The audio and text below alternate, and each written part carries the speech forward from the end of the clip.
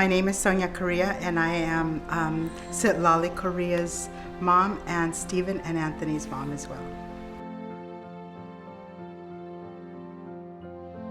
Well, my name is Donna Levitt. And I'm Rob. And we have 4 children. We have Jeremiah, who is Rob's birth son, and I adopted him when he was a teenager. His birth mom abandoned him when he was 2.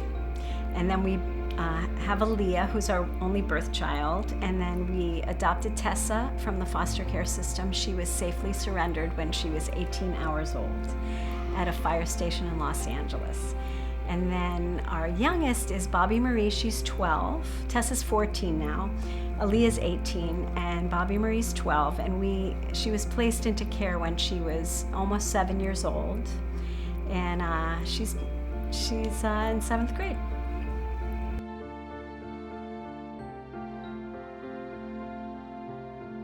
All right, my name is Pamela Tonin. And I'm Bill.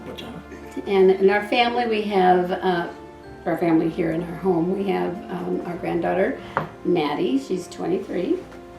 We have Annabella, who will be 13 on Friday.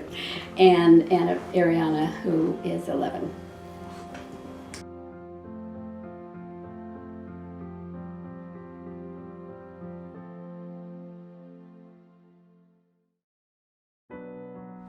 When they first came to live with us, it was very challenging because I had Sitlali, Stephen, and their little brother Abel, and they were all in diapers. So it was very challenging.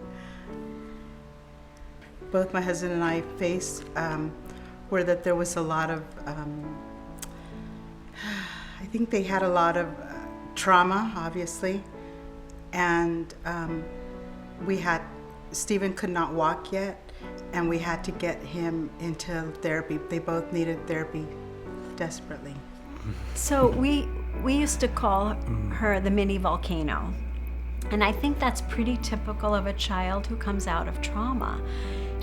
I can't even imagine being 6 years old, yanked out of 1st grade, taken to someone's home, having visits with your birth family that is all you've known, and weekly, not knowing what's going to happen, and then boom, 6 months later, you were with another family. It seemed pretty obvious that she had been looking after her mom, at least her birth mom, before, because she kept track of everything. She was watching the clock. Don't you have to do this? Isn't this going to happen? When did it? She still does that. The biggest challenge was our youngest, because she had experienced so much trauma, and I honestly didn't know if I was equipped, or we were equipped to deal with some of her behaviors. And so that was the biggest challenge, in finding the right amount of help and the right... That's where kids and families came in. Yeah.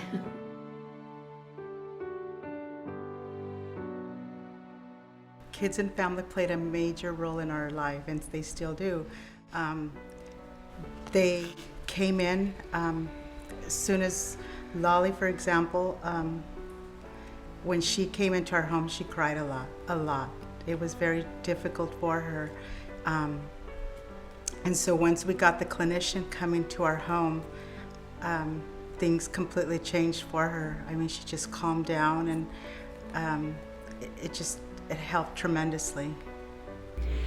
So it was a learning curve for all of us, but sitting at that table for 18 hours and learning a new way of parenting and being much more in touch with and aware of that felt safety that she needed, and how to give that, and how to make my cadence in my voice of a certain, so that my authority was being communicated, but my love was being communicated more, that she felt loved, that she felt safe, and that she knew that she was here forever and she was okay.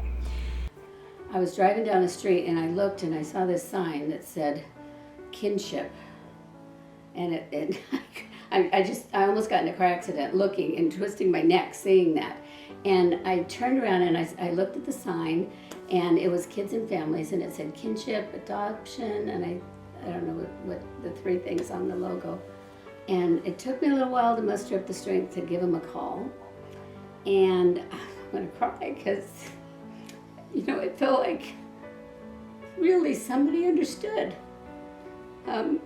Family doesn't understand, and even though we had supportive friends, they don't understand.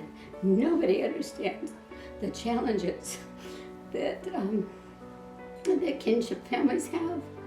They're kind of alone. They're not foster families, and but this was a whole company that was there to help kinship families, and it was amazing. So we made the phone call, and I felt like, you know, I was going to get some help and support, which was desperately needed, especially after we got our third child.